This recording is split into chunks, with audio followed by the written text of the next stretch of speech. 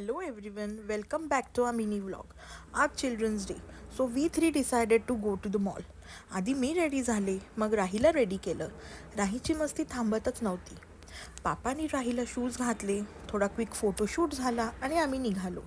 जाताना आधी गाडीचा पोटोबा केला, देन वी रिच्ड मॉल. मॉलमध्ये पोहोचताच राही वॉज रनिंग एव्हरीवेअर. तिची एक्साइटमेंट लेवल काहीतरी वेगळीच होती. कसं बसं तिला घेतलं आणि आम्ही निघालो सगळ्यांच्या फेवरेट कॉर्नरला, टाईम झोनला. राही खूप जास्त हॅपी होती.